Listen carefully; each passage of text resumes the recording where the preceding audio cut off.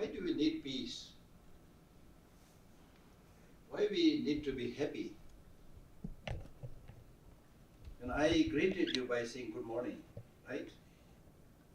And not only here, but when we meet people, we say good morning, good afternoon, good evening, good night. Why do we say? Nobody says bad morning, bad evening, right? So this itself says that by nature we want to be good, want to be happy. Nobody wants to suffer.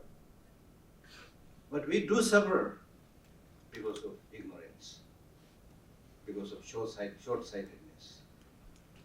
So now what we can do is, next time when you greet somebody, it's not enough to just say good morning, but live your life in such a way that the whole morning becomes good, the whole evening becomes good. Because your happiness and peace is not so much dependent on the external world. Of course, it is dependent, but as I'm saying, not so much. It is your perspective, your mental perspective, how you see things. Then also look at your name. I don't think you have any name which is against peace or against happiness, right? You all have a good name. Nobody tries to get a name called Ghost, right? So somebody calls your name. This is a part of Buddhist practice in which we say, when the Lama or the great teacher calls you by the name, you imagine that you are able to develop that peace and happiness, and you are able to understand the name, the beautiful name that you have. And thereby we should try to live a life which matches your name. But it's not good to have a good name, beautiful name, and then the life itself is not good. Right? So let me ask you some question to begin with. I don't want to just give a talk. I want to, have you involved with me, because you're all very bright, students and people. So let me ask you some question. Do you all want happiness? Yes. Yes. Do you all want happiness? Do you all want peace? Yes. For how many days? All days. I have asked this question to several people, several countries, and it's comforting and it's wonderful to know everybody says, yes, I want peace. For how many days? Normally people don't answer, they smile, meaning that Geshe Lhakdor is not just for a few days. I want happiness, peace, as long as possible. We need to realize this. Why am I asking you this question? I'm asking you this question because right now we are sitting and thinking a little bit, and we know the right answer, that I want happiness and I want happiness as long as possible. But unfortunately, that's not the way when we lead our hectic life. We live our life in such a way as if you don't want happiness, and especially as if you don't want long-lasting happiness. We forget. So therefore, meditation is important. Meditation means not just a Buddhist meditation. Meditation means off and on, you should sit quietly, comfortably by yourself and think, what is the meaning of human life? When I did this short interview just before coming here, that question was also asked to me. So mindfulness, meditation in your daily life is very, very crucial. Right? Today the world is suffering because we are chasing the sensual objects. A beautiful object to see, a melodious sound to hear, something delicious to taste, something soft to wear. So we have become a slave to the sensual objects. And today, wherever you go, everybody says, I'm busy. I'm challenging you by saying to be busy is not important. And in fact, because of this unnecessary busyness, that we are suffering from loneliness, stress, negative competition, so on and so forth. So therefore, it is important. It's not important to be busy. What is important is what are you busy about? Many a times we may be wasting our time running hither and thither because everybody is running, right? So let us think, sit, reflect. meditate. What is the purpose of human life? What's the meaning of human life? Is it just getting all the information in the world and then die? Right? We live in age of information, and very proudly we say we are living in the age of information. But unfortunately, believe me, unfortunately, much of the information you get is biased, wrong information. That's why we have junk mail, which has to be thrown into the junkyard. So today, because of this infodemic, like pandemic, there is infodemic. So we need to be very clear to get the right information, because you are bombarded with all kinds of information, and unfortunately much of the information is biased. Like for example, if you think about what's happening in different parts of the world, the conflict that is happening in different parts of the world, you normally side with your people. You are unable to see who is right, who is wrong, who is wrong. So in order to have that long-lasting happiness and peace, we need to be, number one, unbiased. Unbiased. Suffering is suffering, whoever is suffering, your friends or those on the other side, suffering is suffering. Problem is problem. And we cannot afford to let this suffering fester into this world, when by the speed of science and technology, we are hurled into the face of each other. Problem in your neighbor is actually sooner or later is going to be your problem. Right? Especially, what is important for all of us, especially the younger generation, is to realize this many important features of human being, especially the two important features of human being. That is the capacity to judge what is right and what is wrong. The amazing brain that we have, that amazing brain or intelligence that you have is to see with a calm mind what is good for you, what is good for others, what is good long term, what is good short term, what is good for the whole world. So use your intelligence without bias. Number one, that is very important, very, very important. Because we have this wonderful intelligence, but this intelligence is just a potential, neither good nor bad. But it's up to you how you are going to use it. If you misuse it, and indeed we are misusing it by inventing all these countless ballistic missiles, atom bombs. I mean, look at some of the countries now have 6,000, 5,000 atom bombs ready to hurl, throw, and kill millions at one go. The Buddhist wisdom says you don't have to kill people, they will die. That's called Buddhist wisdom, or any other wisdom, you see. I mean, that's what I'm trying to say. Much of the problem we are suffering is because of ignorance, lack of awareness, lack of knowledge. And I have been, in order to provoke people, these days in many of my talks I have been saying that, look, counting from today, in 100 years, we are all dead. I'm not saying we are all dead by the atom bomb, even otherwise. That's our lifespan. And when the Buddha got enlightened, the first teaching that he gave us on impermanence, death, and so forth, that is not to frighten people. He's talking about reality. Because we are committing all these negativities and sins because of lack of knowledge. So he said, look, we are all impermanent, we are all transient. Nobody knows when we are going to die. So therefore we must live nicely while we have this time. Be nice to each other. Don't make this stupid discrimination, black, white, men, women, green, white, whatever, Don't make this a discrimination. The differences that we think that there is just skin deep. It is superficial. Deep down, we all have the same emotion, same desire for happiness, same wish to shun suffering. Right? So we must understand this sameness.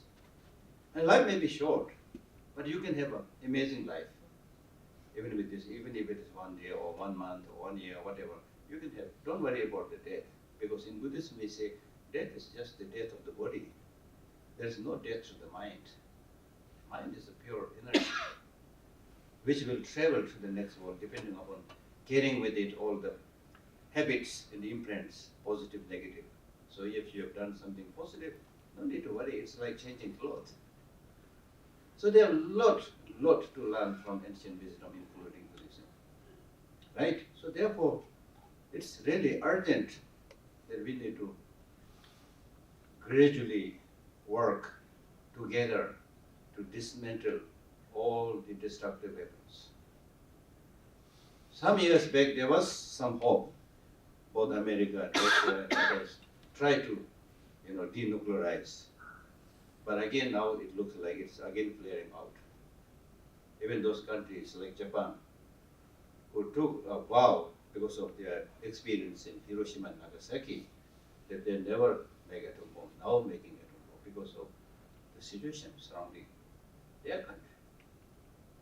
So therefore, it is really important for us to learn to live together, enjoy life peacefully, happiness. We can create heaven here, not somewhere outside. Create that heaven in your mind. Be happy every day. There is a reason to be happy every day.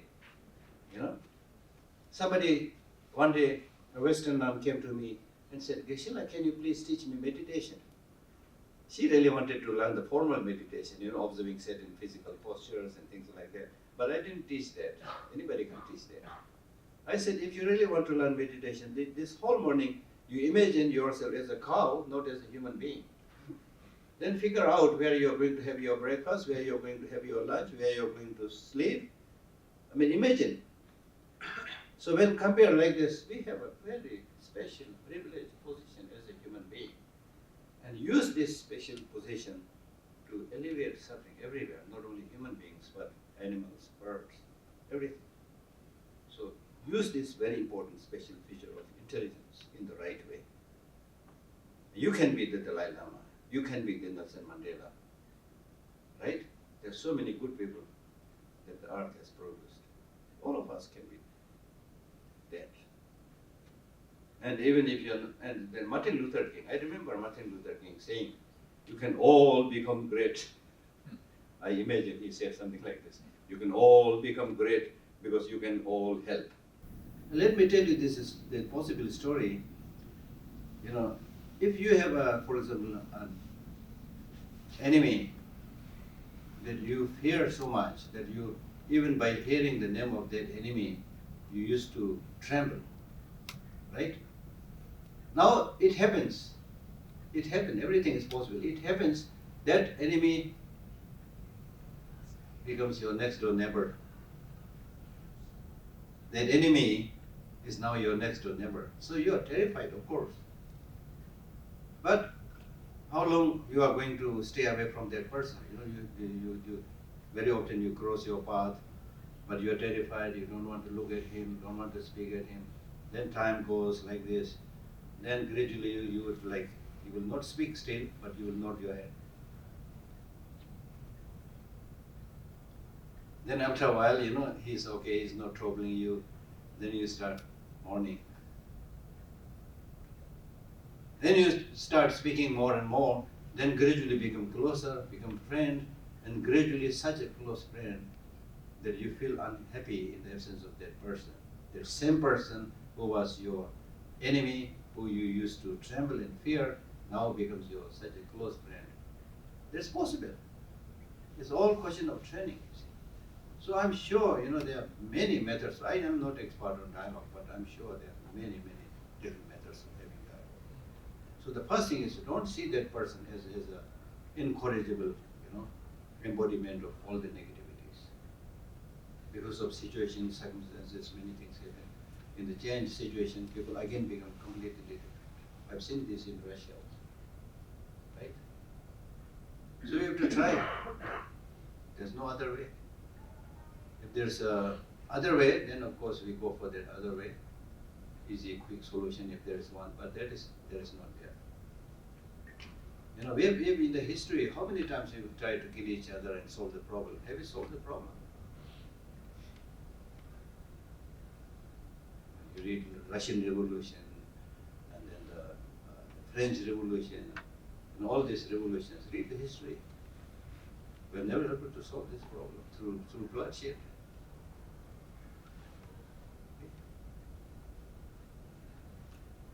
Yes. Thank you, Venerable Geshe. You have worked for a long time closely with the 14th Dalai Lama. Yeah. So I was wondering if you're willing to share with us what's it like to work with the Dalai Lama.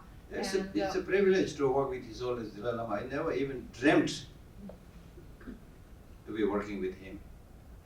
My monastery used to be very close to his office, but I personally have no direct connection with him and even the staffs in the office. But somehow it's a long story, you know. If you are interested, you can collaborate with me and write a book. It's a long story. But anyway, I became the translator. Then, as I said during the interview also, the most impactful thing that you see in His Holiness the Dalai Lama is, even though he is revered by millions, and many of his followers even see him as like a deity, a reincarnation or something, but he never says, I'm not special, I'm like you, I'm an ordinary human being, I'm an ordinary monk. And he tries to live that life of humanity, kindness and compassion. That really touched my heart, because we don't find many people practicing what they are preaching. Right? So that's why, you know, I did not make a vow or anything like that, but I'm always working to help extend his activities. Right? Any other questions? Yeah, there is one. Quick, thank you very, very much for everything that you've spoken about today. Could you talk about creating space in terms of our thinking and the way that we go about to make sure that we have time for practicing right meditation? Yes. Very good question. This reminded me a teaching that His Holiness gave in the temple in Dharamsala to a group of people from France. So during the question answer session, a lady got up and said, Your Holiness, your teaching is wonderful, but in the West we are so busy, so what should we do? Then His Holiness said, it's up to you whether you want to do practice or not. So I thought, His Holiness, you are a little bit blunt today. But he was not blunt, but he was being direct. He's saying, if you see this practice is important, you have to find a time. The musicians find time, the football players find time, you know. So everybody will find time if they have the interest. So in our case also, like one very important practice that is recommended is right in the morning.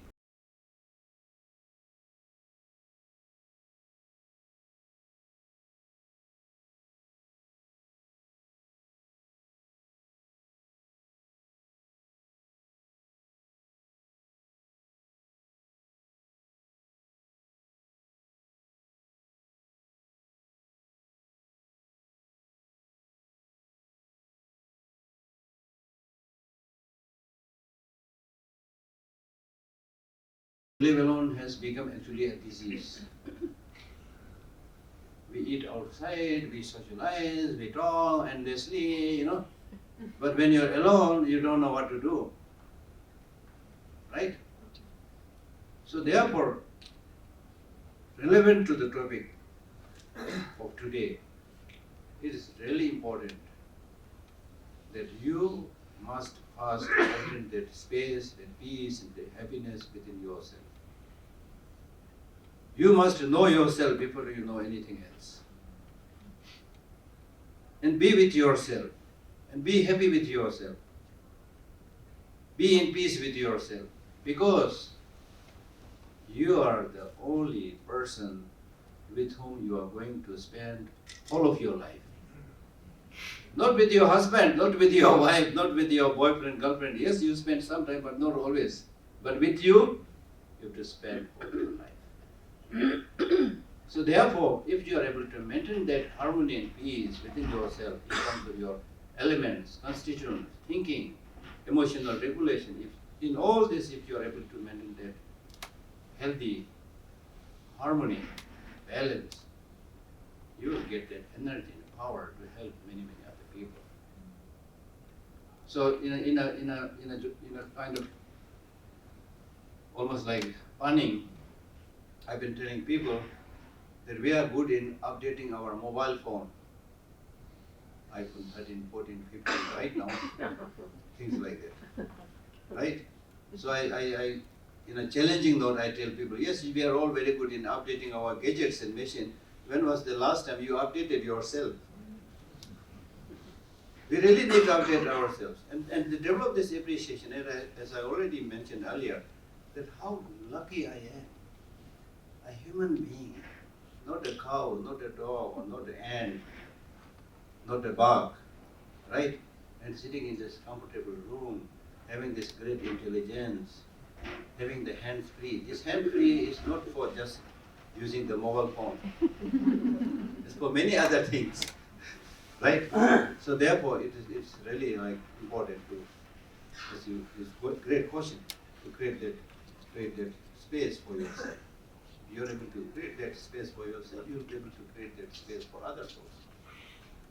Because when you develop this, for example, compassion, right? When you develop this compassion, right?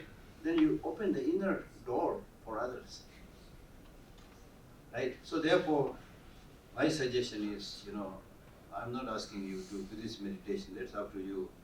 But all I'm asking is every morning, at least 5-10 minutes, you should learn to sit alone, do some breathing exercise or other, thought processes.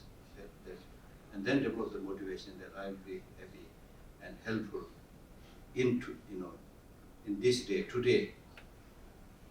Then in the evening, when you return your home, before you sleep, reflect back and see whether you lived up to your promise. If you had spent a nice, harmonious, happy life, then you should rejoice. Yes, I made it. I'll do it tomorrow also. This is the only way. Then you become better and better. Then the other thing that I've been telling people is, you need to realize that you are the only true original copy in this world. You are not a photocopy. You are not a duplicate. What I'm saying by saying this is, you have your unique potential, capacity. You don't have to be like everybody else. These days the problem is people try to imitate everyone else and try to do the same thing. You're not a computer, you're not a machine, right? Be original in your education, in your thinking, and unlock that unique potential that you have, whatever it is. Some are good in art, some are good in music, some are good in writing, some are good in flying, whatever, Use that and be happy. Okay. Venerable Geshe, we're only running out of time. There's only a few minutes left. I'm wondering, many of the people in the room right now are first-year college students. They're just sort of at the beginning of their college career. I'm wondering if there's something you would say to them as given where they are in their lives right now. I would simply repeat what I have already been saying. Be happy. Be happy. If you're happy, you can achieve it. Everything.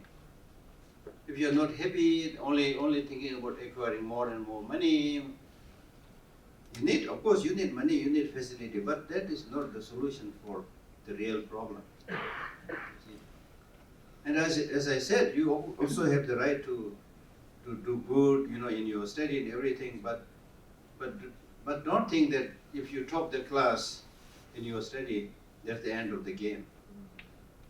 And I'm not just saying this. In the Harvard University, they've done a research how people are doing in their classroom and how after they finish university, how they are doing. They found that those people who not only achieved excellence in their academic study, but who also maintained a healthy relationship with other people, especially with their family, in the long run they are doing much better than those who only wanted to climb the stair, make more money, become a millionaire, whatever. No.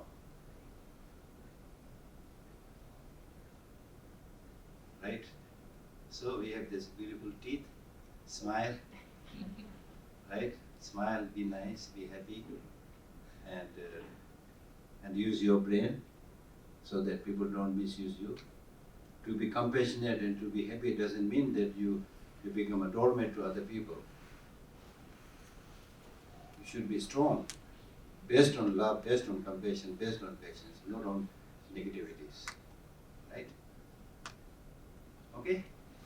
Please join me in thanking our speaker.